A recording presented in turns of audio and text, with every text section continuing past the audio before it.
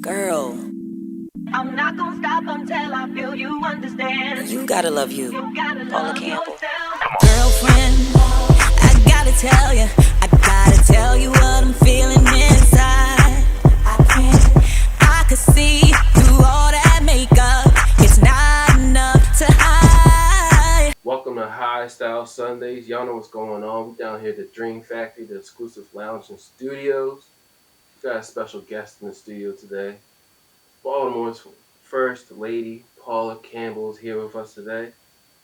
How you doing today? I'm well. I'm wonderful. I appreciate you pulling up on us, joining us today. Thank you guys for having me. Of course, of course, of course. Now, for everybody that doesn't know what you do and what you're about, let them know. I am a singer, songwriter, the voice of legendary Academy Award winning It's Hard Out Here for a Pimp. I'm from Baltimore City, West Side. Mother, sister, friend, all around entertainer. Okay. Now, I want to take it back a little bit. I know your music's been playing since 2004, I want to say. Yeah. You've been on radios, everything. But even before that, take us back to Baltimore when you were a kid. What was that like for you? Oh man. Growing up in Baltimore City, I grew like White Lock Street, Murder Mall, kind of that area. And I think growing up as a little girl in the hood, not really understanding that you were in the hood or you didn't have much, it was really beautiful to me. Like there were a lot of hardships in this kind of growing up and becoming a teenager and all of that. But like as a small child, you just lived in the moment with your friends. We had the playgrounds and the outsides and, dance class and pretty much, I guess, what you would think the average child or little girl from anywhere would be doing because you don't know anything outside of that environment. Okay. And how would you compare that to today's, the kids of today? How would you compare your childhood to that? You know what? It is different. I would say that because I am privileged to understand life in a different way, to see different ways of life. Like children are so much more active. Like we say, oh, they're always on their iPads or like they don't go outside. But I honestly see a lot of parents keeping their children active in sports, in different type of clubs, and doing things like to keep their mind working, to keep them confident and understanding that I think what Gen X and the earlier millennials might have is like, you have to work hard for everything. And sometimes it's not about just working hard, but it's about working smart. So I think that this generation and this youth is really learning how to work smarter and not harder. That's my honest opinion. Okay. And is there like certain values that stay with you till today that you learned growing up? Absolutely. My grandmother, my mom's mom, and my aunt Celeste, they've always taught me to be authentically me. And that's hard for any woman, but especially a black woman anywhere, to stay true to yourself, to be authentically you, knowing like, the ways of the world will change. You're going to be compared to this and that, but to make sure that you never change your mind about yourself, to not compare yourself to what someone else has, to what someone else looks like, or what they aspire to do, but to be authentic in the moment of you. So even though I will say life will kind of derail you to make you go different places in your life, like eventually you come back to what you were taught. And that's authenticity and your energy and everything that you are. I like that. Now, take us to what led you to the music. What got you there? That's funny. I just said this not long ago. I've always wanted to be a singer when I was a little girl, literally before even preschool. If you asked me what I wanted to be, I wanted to be a singer, a mother, and a wife. Like those were like my aspirations. And early on, before even like preschool, I'm listening to Stevie Wonder and Prince and Whitney Houston, and really just listening to the voices that I love that were different. They didn't sound like anyone else, but then their music also told stories. You know what I mean? Yep. And I think that even as a little girl, I was an old soul, so it just made a difference to me. It made me want to give something of myself like they gave to me. Okay. Okay. And what was that first moment like when you know maybe you were in the car, you heard it on the radio for your voice on the radio for the first time. But what was that first real moment like when your music was getting played actively, radio here, there, everywhere? The first moment, I was very ungrateful. Like Wow. people don't want to admit that, but I was very ungrateful. I didn't understand what it meant. Rod Lee, shout out to Rod Lee, you know I love you, but and he knows this story. So how does it feel was pretty much a freestyle, Mm-hmm. and I was supposed to go in the next day and re-record it so that I could, take out the flat notes, add harmonies, things like this. And when I was literally leaving work on my way to Rod's to re-record, he was playing it on the radio. Wow. So I was livid, like, take it off. And he laughed, but I was so mad. I wanted to fight. Like, I was enraged, but he said, just trust me. And I didn't. Like, I cussed him out for about a month. And then it just started picking up. So, I will, like, I have to say, like, Rod Lee definitely changed my life with making a decision for me that I didn't want him to do, but he did it. Okay. Okay. And if you could talk to us about maybe some of the challenges you face, as a black woman, especially coming from a city like Baltimore, Hmm. a lot of female artists have that trouble of really taking it to that next level. So, what challenges did you have, and how did you overcome them? I wouldn't say that I've overcome like all of the challenges, and I'll go back to like being authentic to yourself. It's very hard to stay true to you in an industry where everyone is seemingly conforming, like to the comparison, like, oh my goodness, if you don't get what's a BBL, or you don't get this, you're not like, nah, you don't, ain't nothing wrong, no this to the BBLs, but that's not who I am. Oh, if you don't do this or you not this, and I'm not gonna do that. Like, conforming feels so foreign to me, and it feels so uncomfortable to me. I would say the biggest challenge was staying true to not just myself, but the music that I want to do. I saw a clip on Michael Jackson today, and he was like a 10-year-old boy. He was still in Jackson 5 at the time. And he said, I don't sing music that I don't feel. And I've always been like that. And I was like, wow, the fact that I saw this today. And the fact that this little boy was saying it when he was 10 years old in like 1970 or something, or 12, uh, it really made sense, in the sense of like, no, you have to stay true to yourself, because people don't give you your talent, they don't give you your gift, and they don't give you fame. Like, it comes from God. So time and chance and opportunity happens to everyone. So if that's not for me not staying authentic to me not doing the things that I love, is not going to change that for me. Okay, I like that. I like that. And now, what's your creative process like? Take us in the mind of Paula Campbell. What's that like when you're writing songs, when you're recording? What's that like? I like to hear one beat. Okay. So I don't like when producers send me like a ton of beats. I don't like it. I prefer to be in the presence of that person and like just keep going until I feel something. What I miss, and what I think producers miss with me when I'm trying to work with someone new, is once I feel something, they be like, oh, listen to this too. But for me, I'm right there. So Gotcha. don't take me out of that moment, Yep. because I'm already thinking of a melody, or I'm thinking of words. Like, it's already there. We could go in the booth and start recording something right now. So even if we're not in the studio, it's just like that. It's a feeling for me. Okay. My music is emotional. If I feel it, I feel it. It's not contrived at all. Okay. Okay. I like that. I like that. And what's the like to you so far in your career? What's your biggest moment to you? My biggest moment, honestly, was the Stone Soul picnic, and maybe, I don't know if it was '05 or '06. Regina Bell was there. It was over 100,000 people outside. It started raining, and I remember they were like, "Boo" to Regina Bell. They were like, "Paula," and Regina Bell was like, "She coming." But for me, I was looking. I'm just like, "That's wait a minute. That's Regina Bell. Right. Y'all need to pipe down." That's so, because I love Regina Bell. But when I got on stage, or still when I got on stage and I saw that people were outside in the rain with umbrellas, like waiting for me.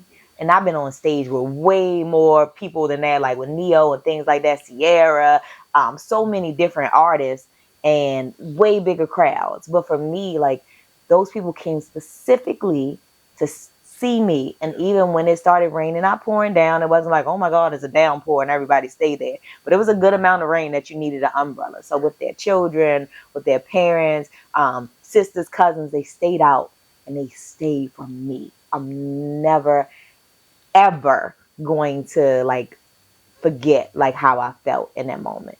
It was disbelief. It's still disbelief, honestly. That sounds real like life changing right It there. was. Okay, okay. And now, what's that?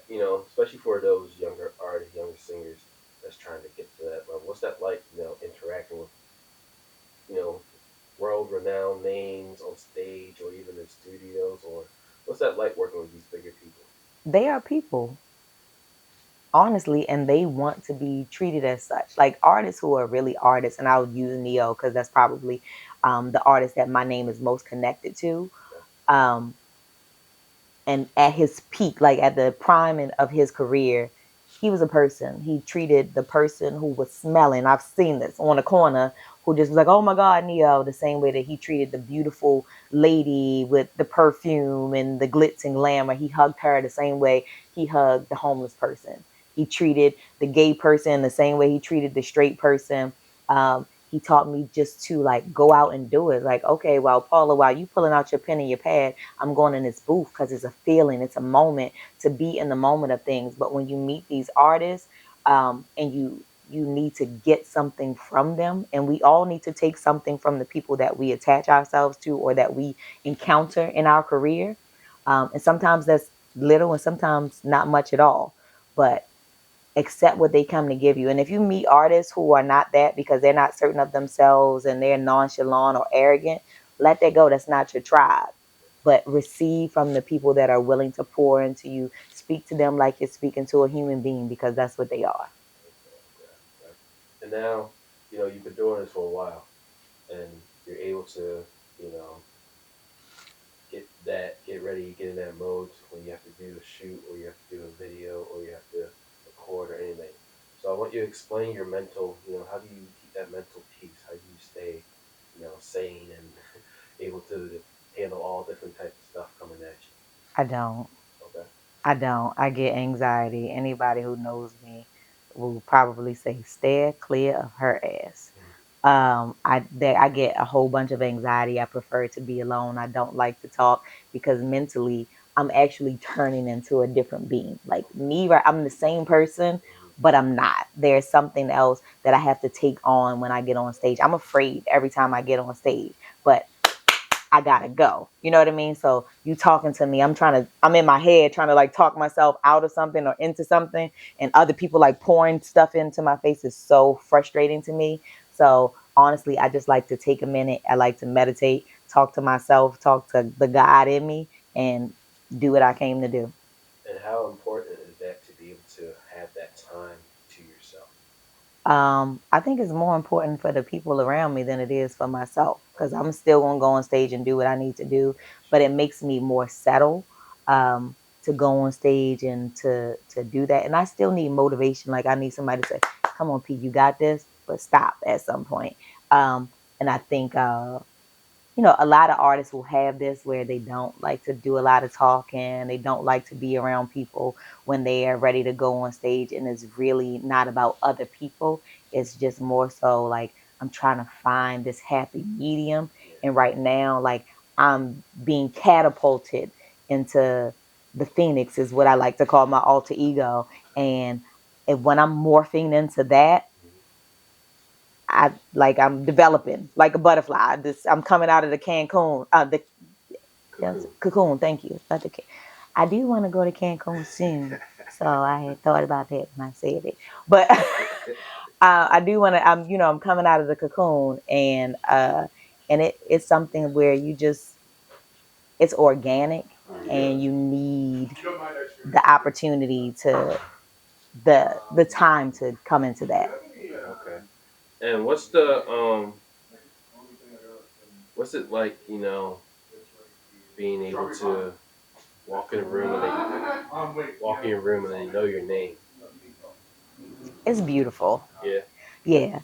Sometimes it can be nerve wracking, but I always like, even when I'm irritated, in my mind, I tell God, I say, thank you, God. Because I remember when people didn't, I know the times when I want people to know my name for a specific reason and they may not.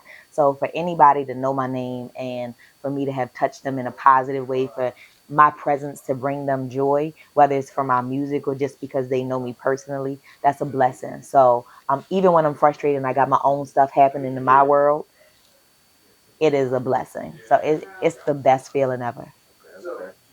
And what advice, could you give to young? Because I've encountered a lot of young female singers, and they just, they don't know what to do or how to elevate themselves and their career. So, what advice could you give to them? First of all, you never know. Try the things that feel good for you. Mm. Understand that your gift and your talent is not for you, it's for the world. So pour out as much as you can. I'm not meant to sing just in the studio or to have records on the radio or on the internet. Like, I sing in the shower, I sing to my family. I sing, like, God gave me a voice and I just want to use it. So as long as I'm putting that into the world, what's for me will come. But if you're looking to get into the industry, like, what's your image? What's your time frame and where you want to get, or when you want to get there? What are the things that you're jotting down and say, okay, I got to do something every day to get to this point? What are you doing to help yourself get to the next level? And even if you don't make it directly right there, like, how far did you get along and it's coming? So I would just say, keep going, believe in you more than anyone else does. And when you can't, do it anyway. Do what you got to do anyway until you change your mind and the minds of other people around you. Okay, I like that. I like that. And now, what is like? I want to ask you, like, are you happy with where you are today?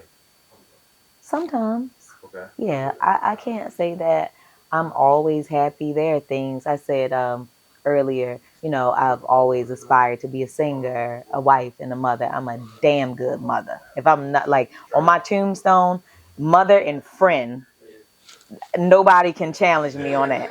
Sometimes I'm mean as all get out, Right. but mother and friend, I am 3,000% the best at.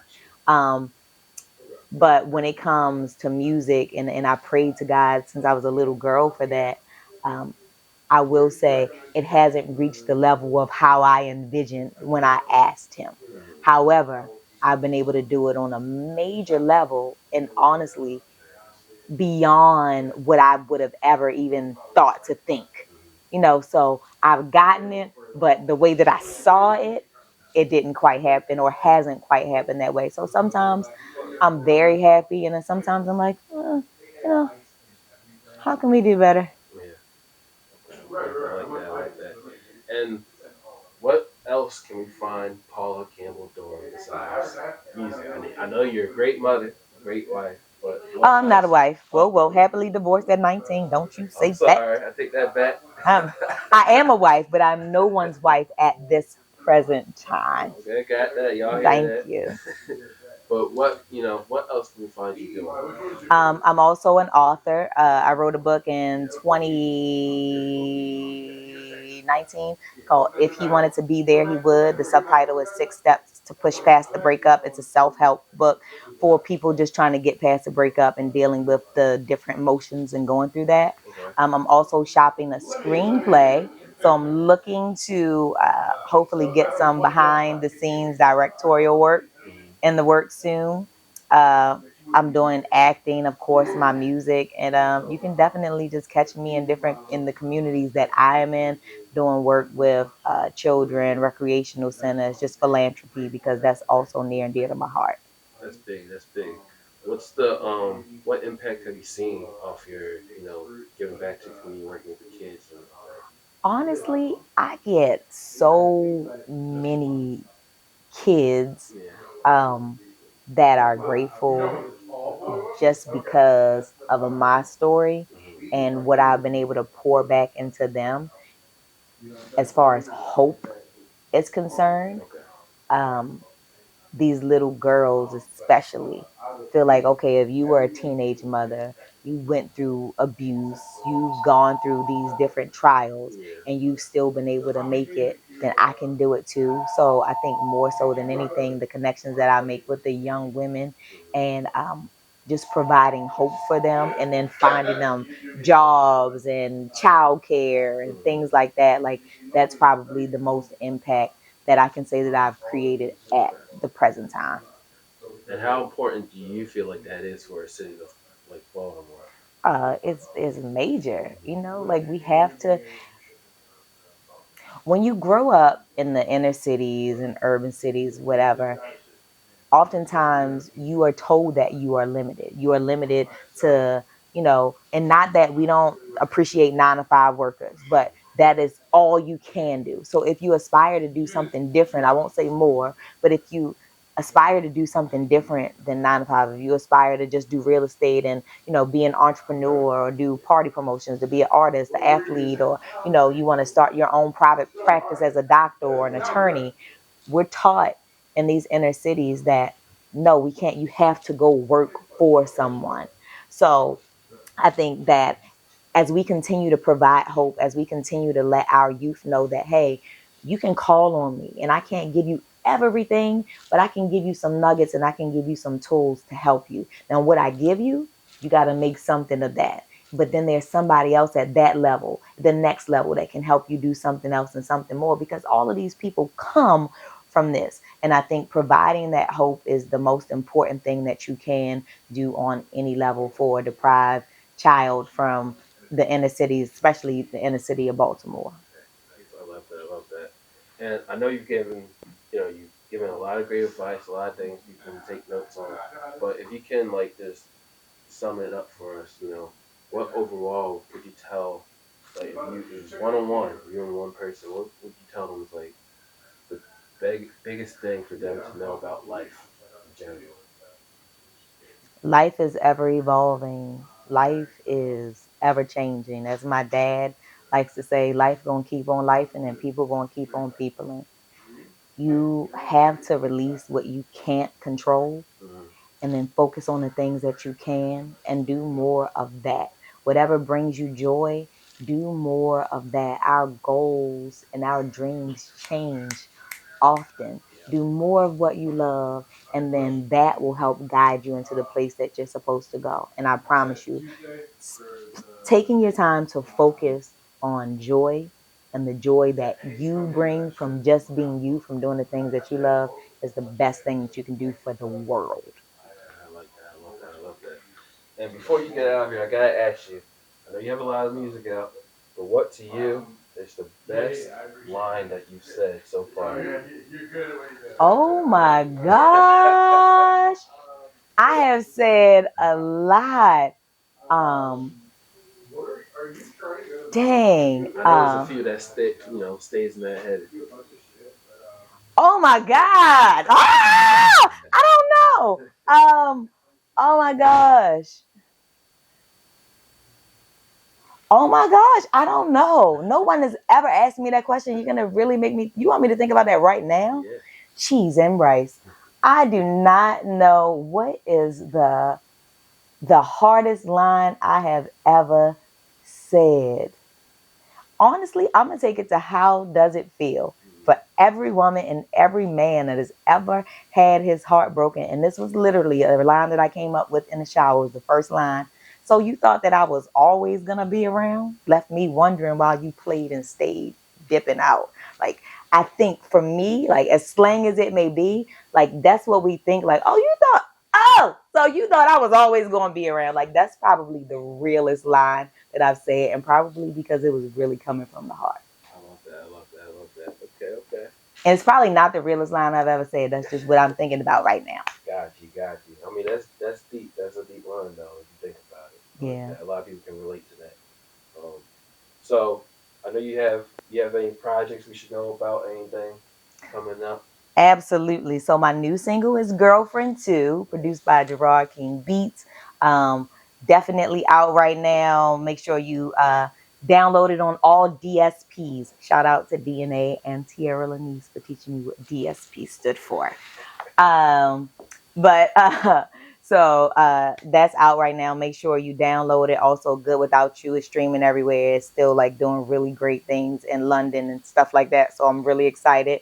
My project will be out later this year. Don't have an exact release date, but we definitely are going to release a full project this year. So yeah, get the book. You can order it on Amazon. If he wanted to be there, he would. And we'll see. There you go, y'all hear it. Do you have any last words, any last shout outs you want to say? No, just thank you so much. Shout out to DNA, shout out to G Baker, all of the DJs that's been playing Girlfriend 2. I know I was talking about DJ Twisted earlier today because he's one DJ that came on without me asking and just was playing it on radio on ERQ.